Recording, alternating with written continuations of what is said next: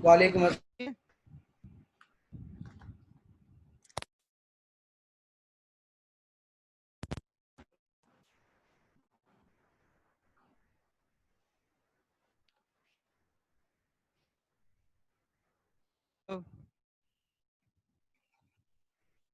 Hello, अस्सलाम वालेकुम।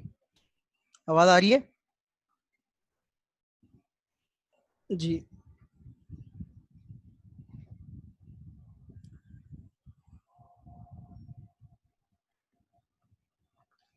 ठीक है। क्विज सबमिट कर दिया था सबने?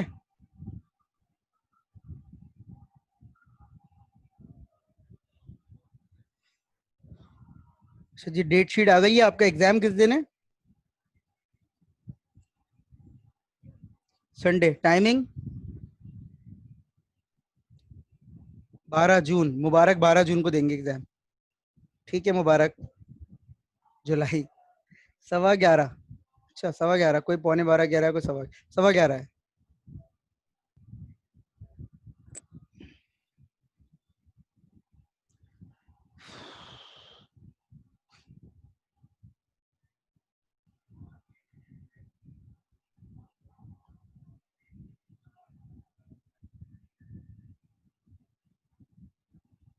यार, पॉलिसी बताई होगी ना किसी ने? एक आध दिन रुक जाए, मेरे ख्याल से ऑफिशियल अनाउंसमेंट आने दें। क्योंकि मैं अगर कुछ बता दूं और उसमें कुछ चेंजेस हो जाएं तो फिर आपके लिए प्रॉब्लम होगी। आप कहीं उस चीज़ को सही समझ लें। वैसे तो तकरीबन मुझे पता है, लेकिन मैं चाह रहा हूँ कि ऑफिशियली आ जाए। तो आज तो वैसे भी जुमेरात है, आपके पास हफ्ते तक का टाइम होगा रात का। हो सकता है इंशाल्लाह हफ्ते तक आपको कोई प्रॉपर चीज़ मिल जाए, वरना तो फिर मुझसे पूछ ही लीजिएगा।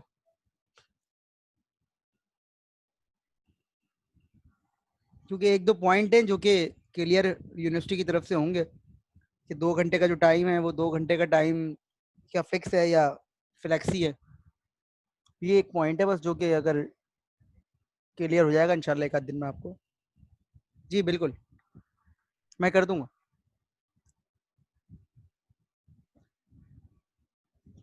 बस ये है कि जब तक एक क्विज क्वेश्चन सॉल्व नहीं कर लेंगे, दूसरा क्वेश्चन आपको डिस्प्ले नहीं होगा। ये बात कंफर्म है कि क्वेश्चन जो है वो जब तक एक कर नहीं लेंगे, दूसरा क्वेश्चन शो नहीं होगा। और अगर पेपर पे करना है तो पेपर पे करके उसकी पिक्चर लेनी होगी, अगर वहीं पर टाइप करना है तो वहीं पर टाइप करना पड़ेगा। लेकिन इन एनी केस, आपने जब तक वो क्वेश्चन सॉल्व नहीं किया, आप नेक्स्ट क्वेश्चन को नहीं देख सकते। एक तो ये बात है। दूसरी बात ये है कि student to student question change होंगे। कि अगर फर्ज करें किसी एक क्वेश्चन के स्टूडेंट के पास कोई क्वेश्चन आ गया है, तो हो सकता है दूसरे के पास कोई और है।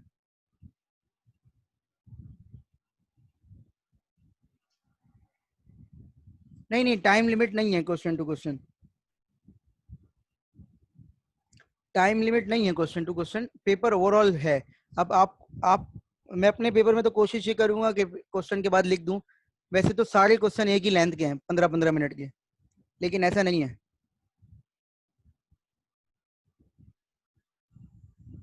नहीं, ज़रूरी नहीं है, ज़िंदगी में ऐसा ज़रूरी नहीं है। हमने तो आईबीए में जब एग्ज़ाम दिए हैं, और मैंने कीट में भी एग्ज़ाम लिए हैं, तो मैंने स्टूडेंट से बोला है कि सीक्वेंस में सवाल सॉल्व करें। सीक्वेंस में करें, अगर नहीं आता कोई सवाल तो छोड़ दें उसे, लेकिन सीक्वेंस में करना है। ज़रूरी नहीं है ऐसा। हर तरह से एग्ज़ाम देने की आदत डालें।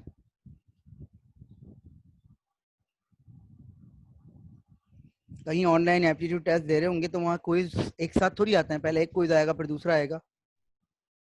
पेपर पूरा शो नहीं हो सकता। हाँ बिल्कुल, ऐसा ही होगा। आपको लिख के दिया, मैं मेरी मेरी कोशिश ये होगी कि मैं अपने क्वेश्चन के आखिर में लिख दूं कि भाई estimated time to complete this question. अब अगर आप उससे ज़्यादा टाइम लगा रहे हैं ना, तो ये आपकी गलती होगी। मतलब आपके एंड से कुछ ना कुछ है कि आपको नहीं आता, या आप ज़्यादा सोच रहे हैं। सही है।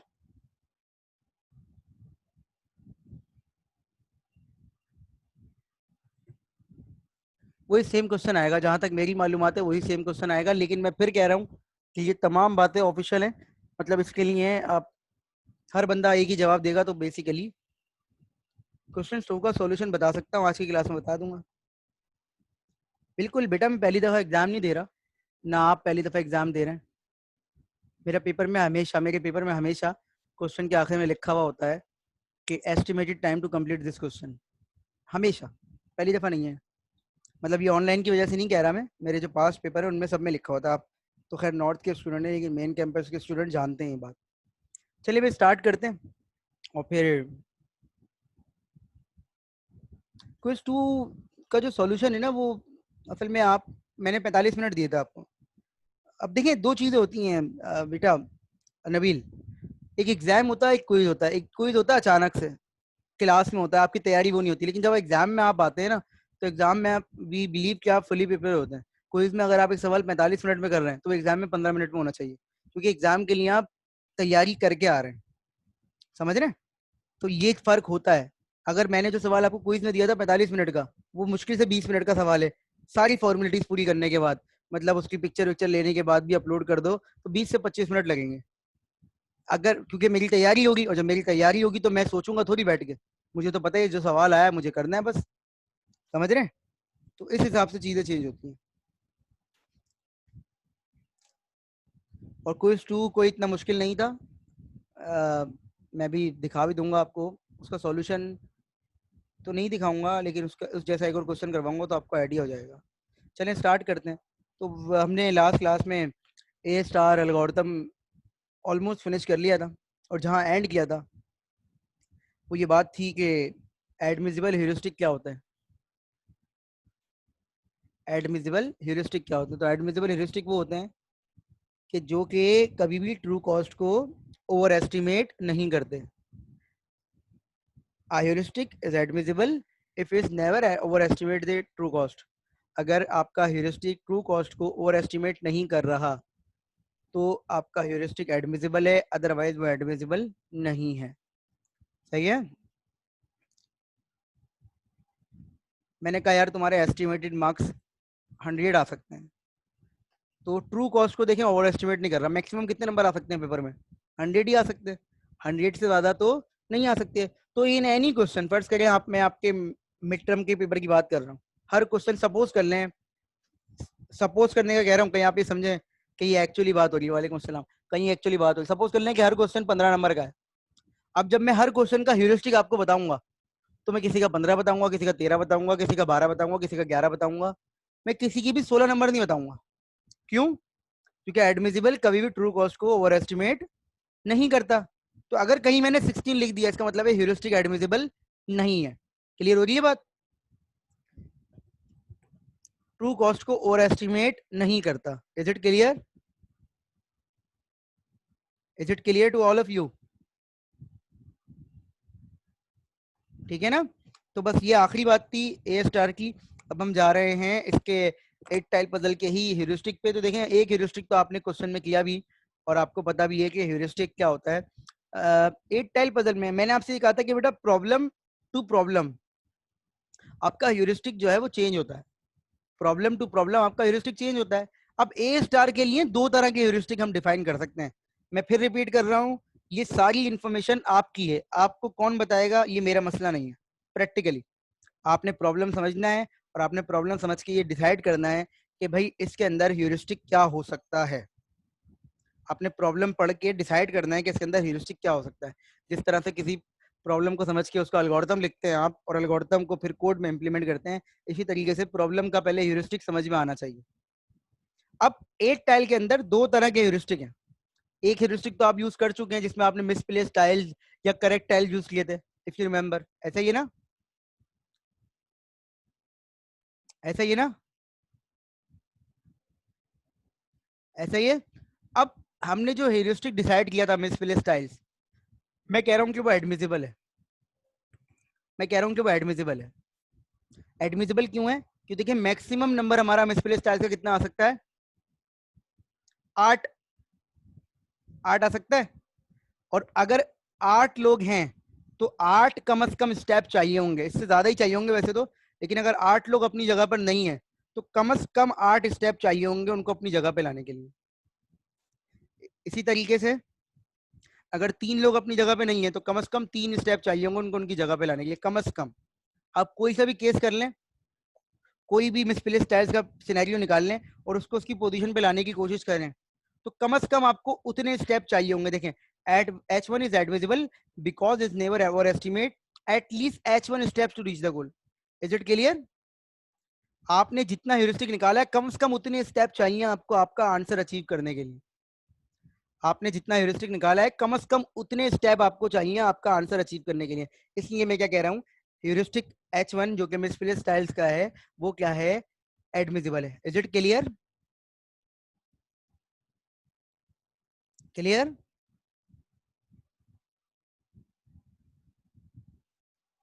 सही है, आगे बढ़ते हैं। एक और ह्यूरिस्टिक हम सपोज कर सकते हैं। अच्छा, मैं इस एग्जाम्पल को करवाने का मकसद क्या है कि देखें, एक ही प्रॉब्लम के लिए दो अलग अलग ह्यूरिस्टिक भी हो सकते हैं।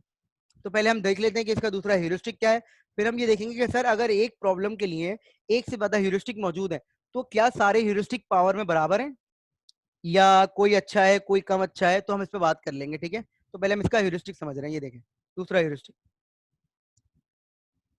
ये देखिएगा, एक दूसरा ह्यूरिस्टिक कहलाता है, एक कॉमन तो नेम जो इसका है वो कहलाता है सिटी ब्लॉक डिस्टेंस या Manhattan distance. City block distance या मैनहट्टन डिस्टेंस। लेकिन अगर हम बताएं कि सिटी ब्लॉक डिस्टेंस के अंदर या मैनहट्टन डिस्टेंस के अंदर क्या चीज हो रही है, तो बेसिकली ये कह रहा है the sum of distances of the tiles from their goal position. मैं आपको एक्सप्लेन कर देता हूं तो आपको ये डिस्क्रिप्शन का मतलब समझ में आ जाएगा। और से देखिएगा प्लीज, ये आपकी गोल स्टेट है, ये आपकी स्टार्टिंग स्टेट है। आपको स्टार्टिंग से गोल बनानी है। अगर आप ह्यूरिस्टिक H1 यूज कर रहे होते, अगर आप ह्यूरिस्टिक H1 यूज कर रहे होते तो आप कहते हैं कि सर इसमें और उसमें कितना फर्क है, शाबाश बताइएगा, इसमें और उसमें कितना फर्क है।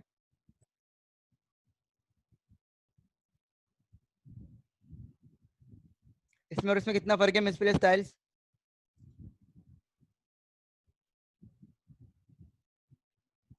8 टाइल अपनी जगह पे नहीं है, ऐसा ही है। 8 टाइल्स अपनी जगह पे नहीं है। बिल्कुल क्लियर हो रही है ये बात कि 8 टाइल्स अपनी जगह पे नहीं है, सही है ना?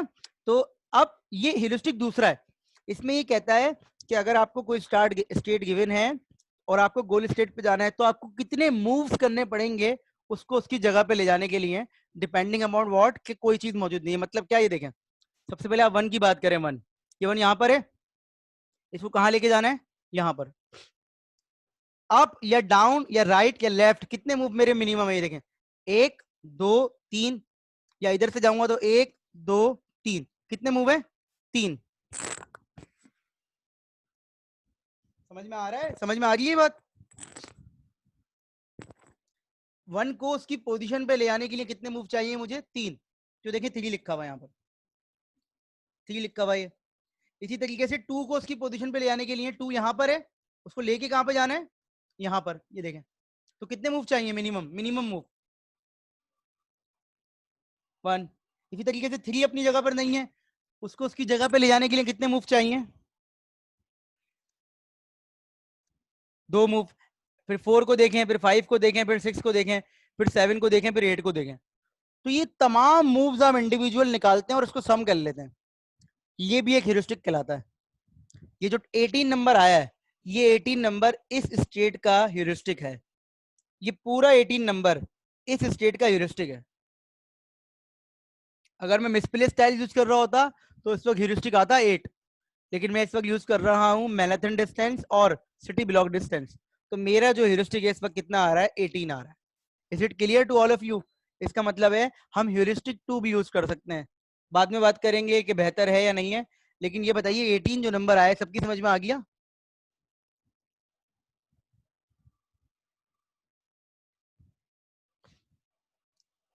ठीक है, अब ये दो चीजें आपसे पूछनी है। ये देखें, ट्रू कॉस्ट लिखा हुआ है 26। ये कह रहे हैं कि फर्ज कीजिए कि स्टार्टिंग स्टेट या कोई भी स्टेट और गोल स्टेट के दरमियान में मैक्सिमम मार्जिन रख लें। मैक्सिमम मार्जिन का मतलब क्या है कि मैक्सिमम दूर हो जाए। तो मैं पूछना ये चाह रहा था कि 18 जो है इसका मैक्सिमम नंबर कितना हो सकता है? मतलब ये, जैसे आपने कहा सर मिसप्लेस टाइल्स 8 अपनी जगह पे नहीं हो सकते मैक्सिमम, 8 टाइल्स अपनी जगह पे नहीं हो सकते। मैक्सिमम टाइल्स कितने अपनी जगह पे नहीं हो सकते, 8। इसी तरीके से मैनहट्टन डिस्टेंस की मैक्सिमम वैल्यू कितनी आ सकती है? मैनहट्टन डिस्टेंस की मैक्सिमम वैल्यू कितनी आ सकती है?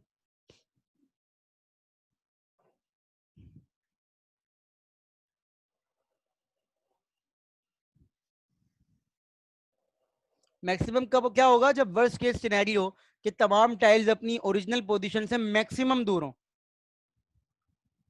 तो नंबर बता सकता है कोई मुझे कि कितना आ सकता है? एनीवन?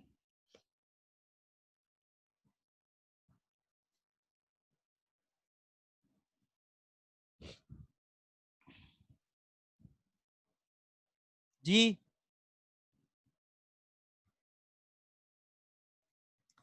कोई भी अगर बता सके। हो सकते हैं ना मैक्सिमम, लेकिन कितना नंबर आ सकता है? भाई देखें, फर्ज करें ये 7 यहाँ पर है, ये देखें 8 यहाँ पर है, ये मैक्सिमम दूर इसमें कहाँ हो सकता है? यहाँ पर। क्योंकि देखिए यहाँ तक जाने के लिए कितने मूव चाहिए? 1 2 3 4। अगर 8 यहाँ पर है और आंसर में यहाँ पर हो तो कितने मूव चाहिए? 1 2 3 4। क्लियर हो रही है मेरी बात?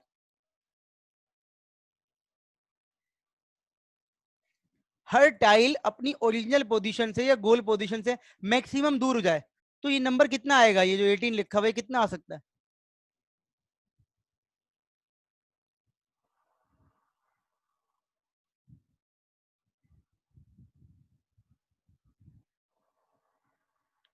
इन्होंने बताया 32। बाकी लोग बताइए, बाकी लोग बताइए, शाबाश। 36 बता रहे हैं। और बाकी लोग बताइए, सब लोग आंसर कीजिए प्लीज। 4 into 9 के लॉजिक से बता रहे हैं, ठीक है। और बाकी लोग बताइए। 36, 33, 36, 33। अच्छा एक बात बताइए, कोई और आंसर है इसके अलावा, 36 के अलावा, या 33 या 32 के अलावा?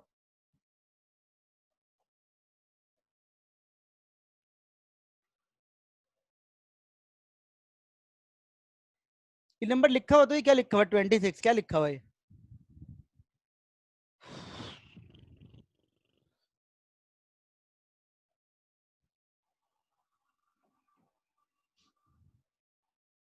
देखें, मैं आपको एक्सप्लेन करता हूँ। 4 फैक्टोरियल की लॉजिक नहीं है बेटा। लॉजिक बहुत सिंपल सी है। आप लोग ना ज्यादा सोचने लग जाते हैं। देखिए, अगर मैं ये ब्लॉक यहाँ बना दूं ऐसे करके, ठीक है, और अगर मैं इसको थोड़ा साफ सुथरा करके बनाऊं तो ये इधर हो गया और ये इधर हो गया, ठीक है, और ये इधर हो गया और ये इधर हो गया। अब अगर हम सपोज करें कि भाई इसको मैक्सिमम दूर कर दें, ये 8 यहाँ पर है, इसको यहाँ कर देते हैं।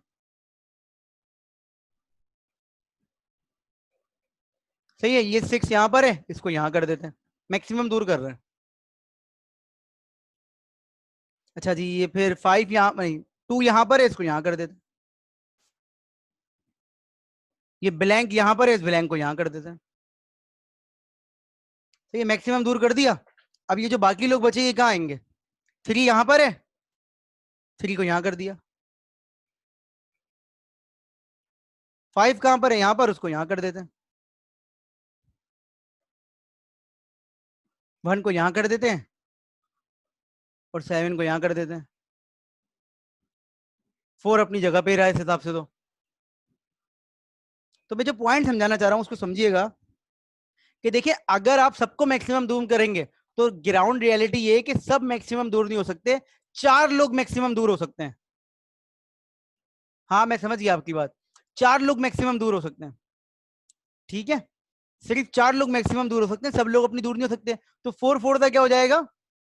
4 4 का क्या हो जाएगा? 16। बाकी लोग जो हैं वो क्या हैं? 5 लोग बचे, including question mark. Question mark को शामिल कर रहा हूं मैं इस केस में, ठीक है। इसलिए 26 को जस्टिफाई करने के लिए क्वेश्चन मार्क को शामिल कर रहा हूं।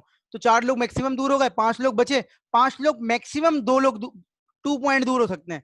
आप कहीं पर भी रखें इन 4 के अलावा, इन 4 के अलावा कहीं पर भी रखें, बंदा अपनी पोजीशन पे मैक्सिमम 2 दूर होगा।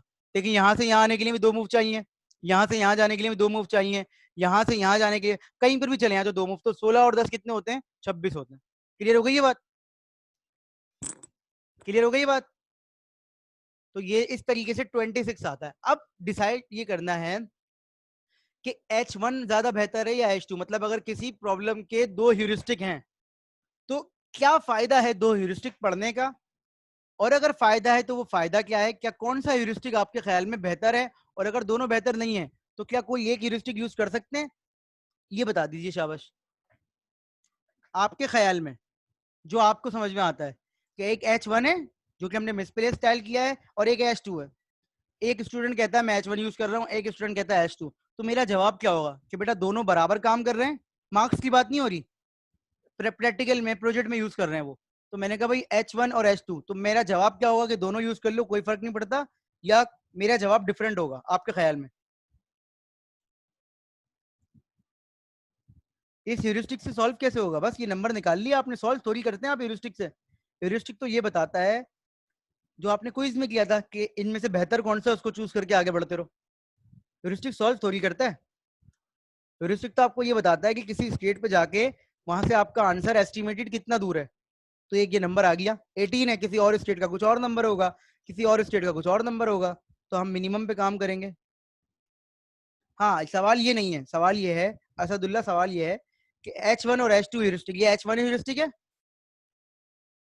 पीछे वाला H1 ह्यूरिस्टिक है, ये देखिए ये H1 ह्यूरिस्टिक है, ये H1 ह्यूरिस्टिक है मिसफिल स्टाइल, ये H2 है।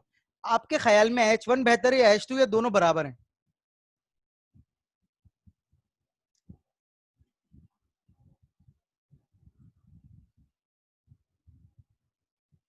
आंसर चेंज करने की बात नहीं है, जिस डायरेक्शन में मैं समझाना चाह रहा हूँ उसी डायरेक्शन में समझिए। H1 और H2 बहुत ज्यादा कॉम्प्लेक्स है, H1 कम कॉम्प्लेक्स है। H2 की कैलकुलेशन में थोड़ा टाइम लग रहा है, H1 की कैलकुलेशन में टाइम नहीं लग रहा, सही है। लेकिन सवाल आखिर में यही है कि H1 भी आपको मिल गया, H2 भी आपको मिल गया, कोई एक यूज करना है तो आप किसे प्रेफरेंस देंगे? सवाल ये है। और अगर आप दोनों को इक्वल रखते हैं तो क्यों रख रहे हैं, और अगर दोनों को इक्वल नहीं रखते हैं, H2 लग रहा है, H2 लग रहा है, अच्छा इनको H2 लग रहा है, बाकियों को शाबाश आंसर कीजिए, कोई भी जवाब दें, कोई भी। H1 ईजी है इसलिए यूज करेंगे, ठीक है, इनका क्राइटेरिया ये है। तो जो H2 आंसर कर रहे हैं वो बता दें क्यों, और H1 जो आंसर कर रहे हैं वो बता दें क्यों। एक लाइन में बता दें, शाबाश। नो आइडिया, जिस बेसिस पर जज करें। जज तो देखें आपने करना है अभी, मेरे पास तो जवाब मौजूद ही है, वो तो मैं बता ही दूंगा। लेकिन मैं तो अभी आपसे चाह रहा हूँ ना, आप कंप्यूटर साइंस के स्टूडेंट हैं, आपके दिमाग में क्या चीज होती है, ठीक है?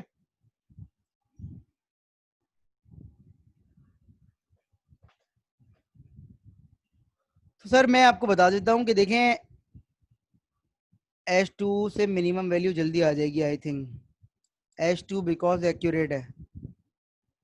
बाकी लोग क्लास में मौजूद नहीं है क्या? H2, देखें जवाब तो है H2, लेकिन उसका आंसर जो जस्टिफिकेशन है उसकी वो ये है कि मैं आपको एक्सप्लेन करता हूँ।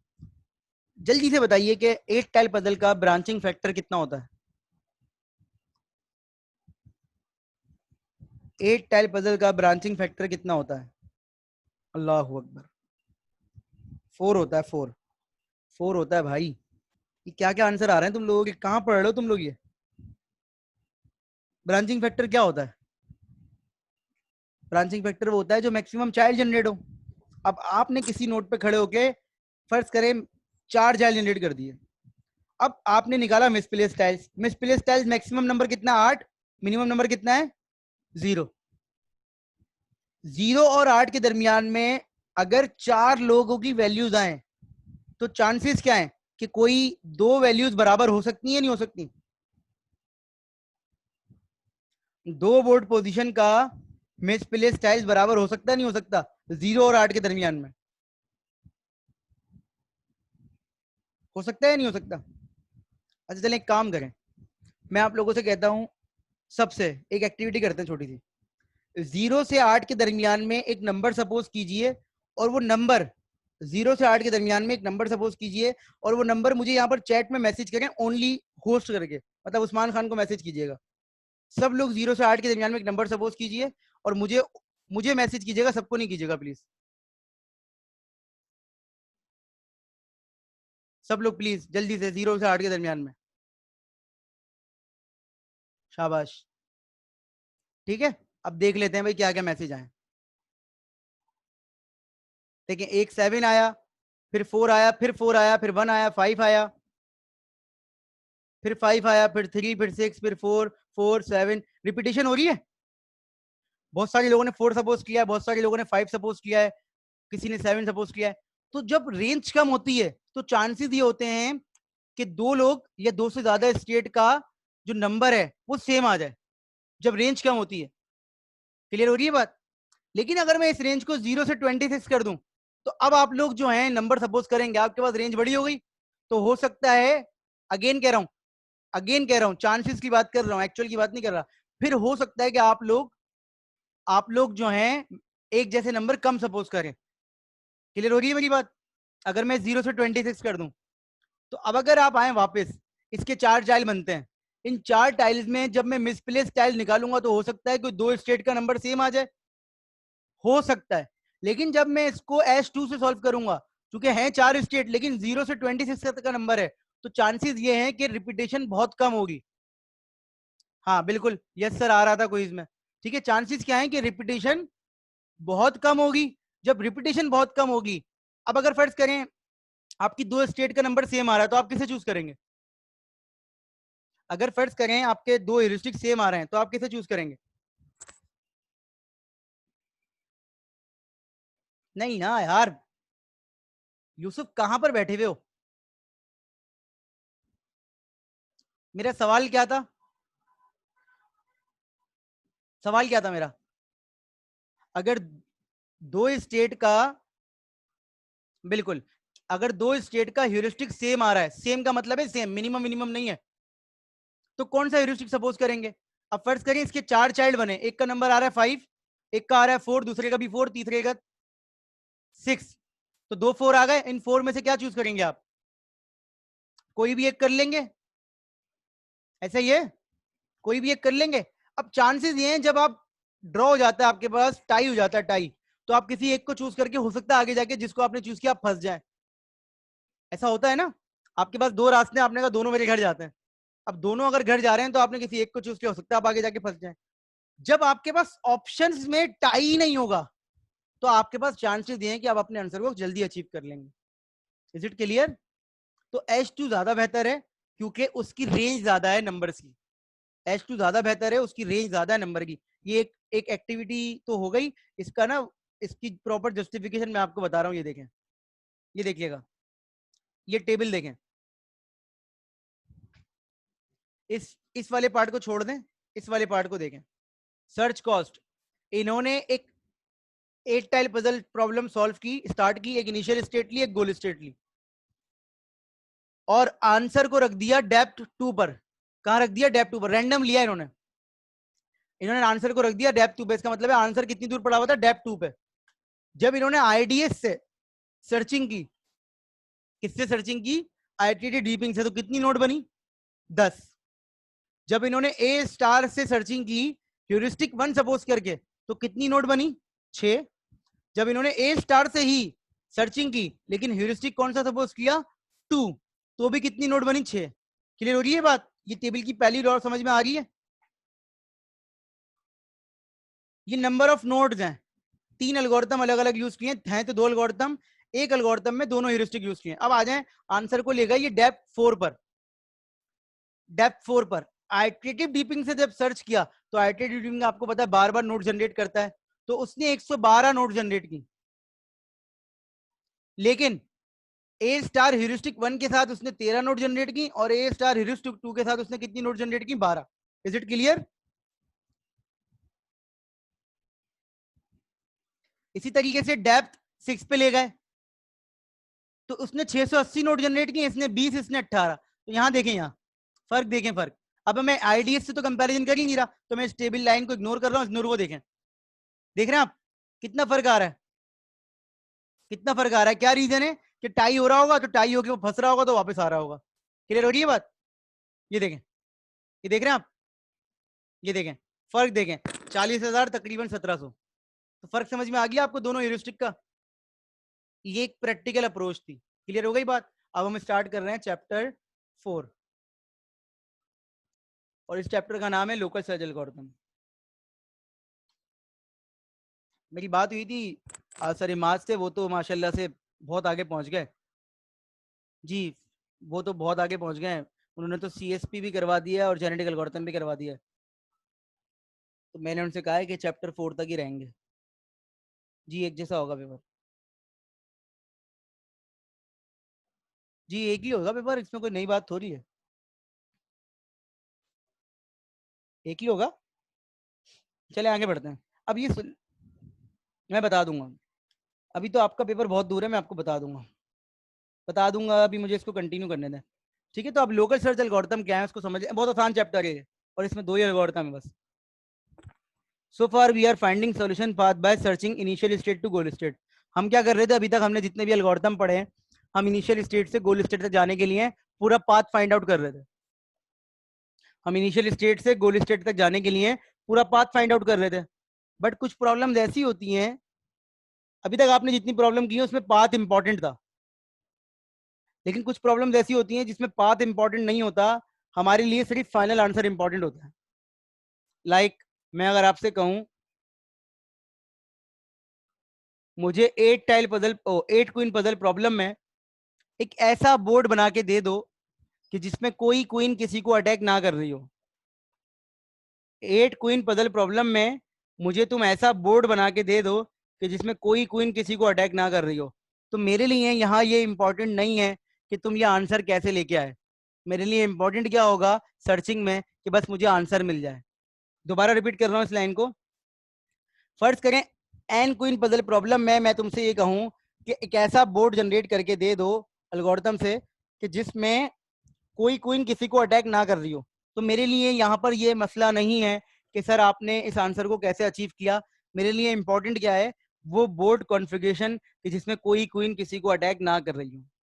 तो इस तरह के जो क्वेश्चंस होते हैं, इस तरह के जो क्वेश्चंस होते हैं, उन क्वेश्चंस के अंदर हमारे लिए पाथ इंपॉर्टेंट नहीं होता, सिर्फ इंपॉर्टेंट क्या होता है, गोल स्टेट। Is it clear? फर्ज करें टैक्सी ड्राइवर को आप बोलें बस यार मुझे मेरे घर पहुंचा दो, किस रास्ते पे लेके जा रहे हो, कितनी देर में लेके जा रहे हो, मेरे लिए मसला नहीं है। तो ये कहलाएगा लोकल सर्च, क्योंकि टैक्सी ड्राइवर जिस स्टेप को फॉलो कर लेगा उसको वो याद नहीं रखेगा, भूलता रहेगा। क्लियर हो रही है बात? वो जिस स्टेप को फॉलो कर लेगा उसको वो याद नहीं रखेगा, भूलता रहेगा। अब मैं और प्रॉब्लम भी बताऊंगा आपको। फर्स्ट करें मैं आपको एक इक्वेशन दे दूं, एक इक्वेशन, और उसमें 2 अननोन हो, तो आपको पता है कि ये इक्वेशन 2 अननोन है तो ये तो सॉल्व ही नहीं हो सकती। लेकिन कोई मुझे, मैं बोलूं स्टूडेंट को कि भाई इसमें दोनों अननोन जो है एक्स और वाई मुझे बता दो, तो अब मेरे लिए ये मैटर नहीं करता कि स्टूडेंट सॉल्व कैसे कर रहा है, वो मुझे एक्स और वाई की वो वैल्यूज बता दे कि जिससे इक्वेशन क्या हो जाए, सेटिस्फाई हो जाए। Is it clear? तो देयर आर मेनी प्रॉब्लम्स कि जिसके अंदर पाथ इंपॉर्टेंट नहीं होता, रेलिवेंट नहीं होता, इररेलेवेंट होता है सॉल्यूशन से। हमारे लिए सिर्फ इंपॉर्टेंट होता है आंसर। हमारे लिए इंपॉर्टेंट क्या होता है, सिर्फ आंसर। ठीक है, सॉल्यूशन क्या होता है, the final configuration, not the order they are added और मॉडिफाइड। क्लियर? हमारे लिए सिर्फ ऑर्डर इंपॉर्टेंट नहीं होता, फाइनल कॉन्फ़िगरेशन इंपॉर्टेंट होती है। तो this types of algorithms are called local search algorithm. क्या कहलाते हैं ये, लोकल सर्च, क्योंकि ये लोकली काम कर रहे होते हैं, ये ओवरऑल को नहीं देख रहे होते। Is it clear to all of you? Background समझ में आ गया लोकल सर्च एल्गोरिथम का? अब ये देखिएगा, बहुत आसान एल्गोरिथम है, टू बी वेरी ऑनेस्ट सबसे आसान एल्गोरिथम है। मतलब हैं तो सारे आसान, लेकिन ये समझने के हिसाब से भी, कॉम्प्लेक्सिटी के हिसाब से भी बहुत आसान एल्गोरिथम है। क्या करते हैं ये, just operate on a single current state, current state पे काम करते हैं सिंगल। मतलब जो आपकी रन टाइम पे करंट स्टेट होती है सिर्फ उसको देखते हैं। अब आप मेरे साथ रहिएगा प्लीज, मैं आपको एक चीज समझाता हूँ। सपोज करें कि एक ब्लाइंड पर्सन जो है वो हिल पे चल रहा है, एक ब्लाइंड पर्सन है वो हिल पे चढ़ रहा है, हिल पे। तो ब्लाइंड पर्सन हिल पे कैसे चढ़ेगा? वो क्या करेगा, उसको कुछ नहीं दिख रहा, उसको सिर्फ क्या दिख रहा है, ब्लाइंड पर्सन को कुछ दिखता है, नहीं दिखता, लेकिन वो क्या चीज देख सकता है, स्टिक की मदद से। स्टिक कितनी दूर जाती है यूसुफ? सिर्फ जहां तक उसकी रेंज होती है, ऐसे ही है ना, 6 फीट 4 फीट। आप सपोज कीजिए स्टिक नहीं है उसके हाथ में, उसके हाथ में जो चीज वो अपने हाथों से टटोल रहा है, वो अपने सराउंडिंग में देख सकता है सिर्फ, इसका मतलब है वो जिस जगह पे खड़ा हुआ है उसके चाइल्ड को देख सकता है वो। नहीं नहीं, वो तो आप देखें बहुत ज्यादा हाईफाई चलेगा। मेरा पॉइंट समझने की कोशिश करें कि अगर फर्ज करें आपकी आंखों पे पट्टी बांध दी जाए और आपसे बोला जाए एक जगह पे दूसरी जगह जाओ, तो आप कैसे जाएंगे? आप क्या करेंगे, अपने सराउंडिंग में चीजों को हाथ लगा के टच करेंगे, सिर्फ सराउंडिंग में। और उन चीजों में से आप देखेंगे हाँ यार ये चीज है। फर्स्ट करें आपके सराउंडिंग में 5 चीजें, आपने देखा इन 5 में से यार ये चीज लग रही है, आप आगे बढ़ गए। तो जो ब्लाइंड पर्सन होता है वो सिर्फ अपने नेबर्स को देख सकता है, अपने चाइल्ड को देख सकता है, उसको दूर की कोई चीज नहीं दिख रही होती। इसका मतलब क्या है, अगर ब्लाइंड पर्सन यहाँ खड़ा हुआ है देखिएगा, तो वो अपने सराउंडिंग में सारी चीजों को देखेगा, लेकिन सिर्फ सराउंड, उसको नहीं पता होगा कि मेरा टॉप यहाँ पर है या मेरा टॉप यहाँ पर है या मेरा टॉप यहाँ पर है, मतलब हिल का जो टॉप है वो यहाँ पर है। वो सिर्फ क्या करेगा, हाँ बिल्कुल, तो अपने सराउंडिंग में काम कर सकता है ब्लाइंड पर्सन। और अब यही काम लोकल सर्च करता है। क्या करता है लोकल सर्च, ये देखिएगा, अपनी सिंगल करंट स्टेट पे काम करता है, जिस स्टेट पे खड़ा हुआ होता है जी। अब जिस स्टेट पे खड़ा हुआ होता है सिर्फ उस स्टेट को ऑब्जर्व करता है, उसके चाइल्ड जनरेट करता है। जिस स्टेट पे खड़ा हुआ है उसको ऑब्जर्व करता है, उसके चाइल्ड जनरेट करता है, और उन चाइल्ड में से अपने हिसाब से बेस्ट चूज करके आगे बढ़ जाता है, आगे बढ़ता है। अब जो आगे बढ़ता है, जिस स्टेट को वो चूज कर लेता है, वो उसकी क्या हो जाती है, करंट स्टेट। फिर उसको उसके मजीद चाइल्ड जनरेट करता है, फिर उस मजीद चाइल्ड में से देखता है कि इनमें से बेहतर कौन सा है, उसको अपनी करंट स्टेट बना लेता है। तो करंट स्टेट बार बार क्या होती रहती है, नेबर में से अपडेट होती रहती है। क्लियर हो गई बात, क्लियर हो गई बात, पॉइंट समझ में आ रहा है। अपने नेबर्स में से करंट स्टेट को अपडेट करता रहता है, लेकिन देयर आर प्रॉब्लम्स। हमने कहा बेस्ट, ऐसा तो नहीं है ना कि यार वो उसको बेस्ट मिल नहीं रहा फिर भी वो आगे बढ़ता रहेगा। तो देयर आर प्रॉब्लम्स के भाई, हो सकता है उसकी सराउंडिंग में उससे ज्यादा बेस्ट ना हो। मतलब मैं फर्ज करके मैं खड़ा हूँ, मेरे नंबर आए 80, मैंने अपने सराउंडिंग में देखा 4 लोग थे जिनके 80 से कम है, एक स्टूडेंट है जिसके 80 से ज्यादा है, 2 स्टूडेंट है जिनके 80 से ज्यादा है। तो मैंने कहा भाई 80 से ज्यादा, एक 85 है एक 87। तो मैंने कहा भाई मैं जा रहा हूँ 87 वाले के पास, मैं चला गया 87 वाले के पास। अब 87 से बोला भाई तुम्हारे नेबर्स में कौन कौन है, तो उसके नेबर्स में सारे 87 से छोटे हैं, उसके नेबर्स में सारे 87 से छोटे हैं। पॉइंट समझ में आ रहा है ये जरूरी नहीं है कि हमेशा करंट स्टेट को बेस्ट ही मिले चाइल्ड में से,